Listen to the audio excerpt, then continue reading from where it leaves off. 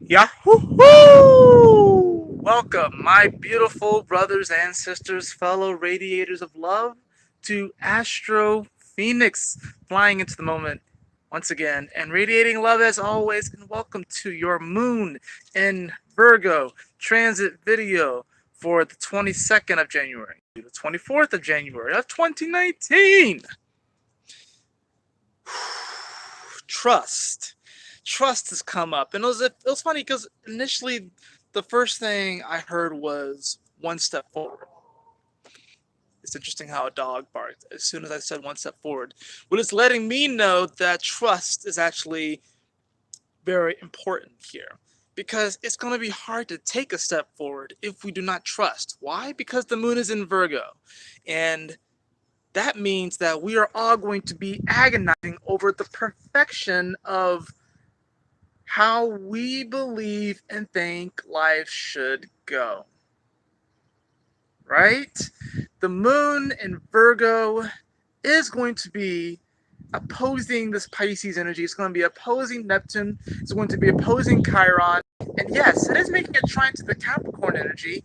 And even though trines bring harmonizing, miracle-like energy, it's still going to be trining Saturn. And Saturn is in its own sign. It's still going to be trining Pluto. And Pluto is definitely no slouch in Capricorn. And it's going to be squaring Venus conjunct Jupiter in Sagittarius, which is incredible. It's beautiful. It's wanting us to open up to this incredible, beautiful experience, this incredible, magical experience where you really can have anything that you want. But the moon in Virgo is going to have us agonizing over how it looks, and we are going to be wanting it to look perfect. We're going to want it to look perfect. The moon's also going to be making a quincunx over to Mars, which is in Aries, which of course, Mars in Aries wants to go, go, go. Let's do this. Let's go. No hesitation, complete impulse. Let's go. Especially with Uranus here as well, and Mars is creeping up on Uranus in Aries. This is definitely a moment where we are wanting to just go for the life that we want. And we can look at our life right now and we can want to cut away and detach from things that don't seem like it's working. And we will. But there can also be a tendency to overthink, to overanalyze things. There can be a tendency to simply not trust that not everything in our life is falling apart and is not coming on the journey with us. Not everything is falling apart, but there are some things that are falling apart. There are some things in our life, some elements, whether it's with the job that you have, the relationships that you have, whether they're romantic or platonic, friends, family, projects that you have, where you're heading right now in life. There are some things that are going through a deep transformation. And this moon is certainly going to expose that. It certainly is. We also have to consider that, the moon would have made an opposition, or it would have squared, it would have trined Mercury while it was in Capricorn. And Mercury's finishing up in Capricorn, but Mercury will actually come into Aquarius before the moon makes that trine. So the moon will come into Libra and trine the moon at that point. So they'll be trining in air instead of earth. So this is about actually taking that which we see in our physical manifestation, and while you may want to jump on things, while you may want to hop on things while the iron is hot, there is still this element of trust that is needing to be brought up. Because if we don't trust that, there's a tendency to kind of look at our life and people are like, I don't trust anything. I don't trust anyone. I'm just going to detach from everything. But do you really want to do that? And I think that's kind of the weird thing about this energy. And with Mercury coming into Aquarius, which it's going to be so happy to be in Aquarius, it's going to conjunct the sun soon, its best friend, and it's going to be an intellectual air sign of Aquarius, and the South Node's not in Aquarius, so this is like the first time we're kind of getting like some pure Aquarian energy without any karma really attached to it. trust is so, so important for this transit because we're coming off this really intense moon and Leo transit where we just had the full moon lunar eclipse at 0 degrees. And I said that the theme for that was simplicity and really about feeling and trusting our hearts. And now that the moon is moving into Virgo, there could be a tendency to not want to do that. We might get too intellectual or too logical about things. But we still want to remember, even though we're having shifts into air energy right now, we still have to remember what our heart says and how our heart communicates to us. And still leading up into the new moon Aquarius that we're going to get. It is still important because the message of that full moon lunar eclipse is still going to be carried throughout the next several weeks and really the next several months. Really. So simplicity is still the name of the game. Listening to our heart is still the name of the game. Being unapologetically and authentically ourselves is still the name of the game. Trust yourself, and trust that even if things don't seem perfect, even though things may not seem the way that you want them to seem, that you can take the necessary steps to get there. You don't have to change everything right now, but in many ways everything is changing right now because you're coming into a fuller sense of who you are. You're becoming more fulfilled. There's a great opportunity right now to become fulfilled, but it does require trust and trusting in the divine timing of things. And the card that we have actually is the Lover's card. And I really do like this card, but it's interesting because, a lot of times when you see the Lover's card, you can think of romantic relationships and relationships, marriages. That stuff can definitely come up.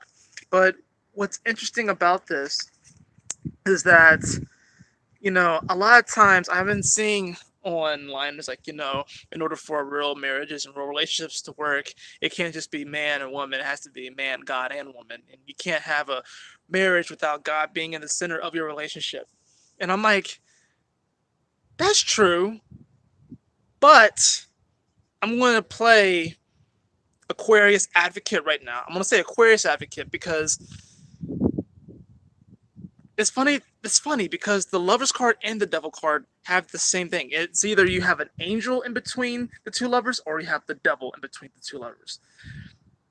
And I think what happens is that when people say that the real relationship really requires God to be in the middle of it, I think what happens is that people usually anthropomorphize that energy. And if there's a true connection there, it would have been established without there being an anthropomorphic figure in there. Because you think about it, when you get married, you have someone who marries you to. You have someone who is supposedly ordained by God to marry you. And I never quite understood that because I felt like if you had a true connection with someone and spirit really wanted you to connect, if your hearts really would connect, there didn't need to be a middleman.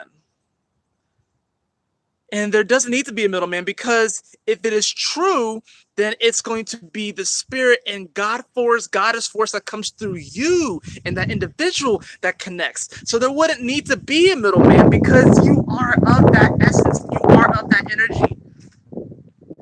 So really, when you see this figure right here, he's actually supposed to be invisible standing above them. He's supposed to be invisible. You're not supposed to see him. Yes, they're technically not looking at them. And whenever you look at these cards, they usually aren't looking at them. So he's meant to be invisible. But he doesn't necessarily represent a third person. But I think what happens is that people usually think that way. Because that's what we've been presented with. That's the way things appear. It's like a priest marries you to someone else. Animals don't do this, though. Animals are like, all right, you and me, cool, let's do this. They don't. And there are plenty of animals that have lifelong committed partners. Birds do this a lot. A lot of birds have one partner for their whole life. And yeah, they may only live for 10, 15 years, whatever like that. I don't know how long birds necessarily live in the wild. But still, in order for you to get the life that you want, because this can be about relationships, this can also be about your dreams wanting you. Like, you want your dreams just as much as your dreams want you. Eliminate the middleman, because that is a belief that there has to be some sort of middleman when it comes to the Lover's card. And I don't believe that there needs to be a middleman, because if it is a true connection, if it is of true essence, it is what really the universe, spirit, God, goddess, source perspective, whatever you want to call it, if it is true, it will just be there. The connection will be there. There won't be the need for an anthropomorphic middle figure to make this union official. So if you really want the life that you want, if you really want the relationship that you want, or go for the project, the career, the legacy, the purpose that you want, there is no middleman. There's no middleman signing and saying, this is official, you can have each other now. You can have it right now. In fact, the fact that you even have the dream to even want it means it's already yours. So don't wait for any type of official signing of this. Don't wait for anyone to approve of you, to have this person in your life, to have this job, to have this whatever. Don't wait for any freaking approval. Trust. Just trust. Okay? If it's really something that like really makes your just gives you that sense of passion, joy, and bliss, don't wait. Just trust.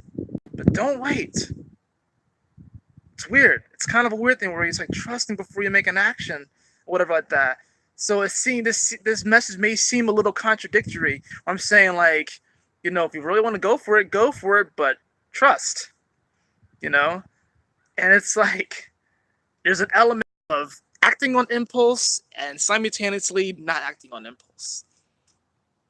But this is about not waiting for someone to approve of what you want to do. This is about going for it. We can wait, especially in the spiritual community, oh my gosh, we can wait for as many synchronicities. We can wait to see 1111 1,100 times before we make a decision. You only need to see it once.